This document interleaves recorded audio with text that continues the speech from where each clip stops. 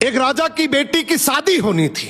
बेटी की शर्त थी कि जो 20 तक गिनती सुनाएगा वही राजकुमारी का पति बनेगा, लेकिन गिनती ऐसी होनी चाहिए जिसमें सारा संसार समा जाए, और जो ये गिनती नहीं सुना पाएगा उसे 20 कोड़े खाने पड़ेंगे। ये शर्त केवल राजाओं के लिए थी। अब एक तरफ राजकुमारी का पर्ण, दूसरी तरफ एक एक करके राजा महाराजा आए।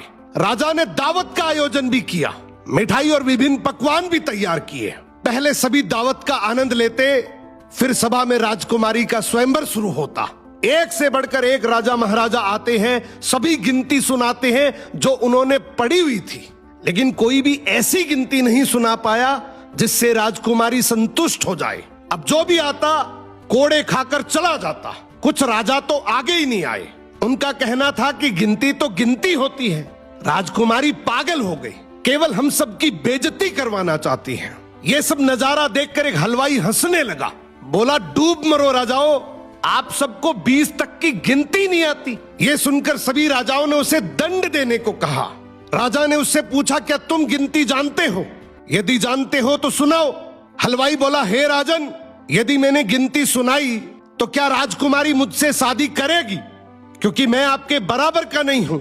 ये सुनते ही पास बैठी राजकुमारी बोली, यदि तुम ये सही से गिनती सुनाओगे तो मैं तुमसे जरूर शादी करूंगी, अगर नहीं सुना पाए तो तुम्हें तो मृत्युदंड मिलेगा। राजा की आज्ञा लेकर हलवाई ने गिनती शुरू की। उसने कहा, 1 भगवान, 2 पक्ष, 3 लोक, 4 युग, 5 पांडव, 6 शास्त्र, 7 वार, 8 खंड, 9 ग्रह, 10 दिशा, 11वां रुद्र, 12 महीने, 13 रत्न, 14 विद्या, 15 तिथि, 16 श्राद्ध, 17 वनस्पति, 18 पुराण, 19वीं तुम और 20वां मैं।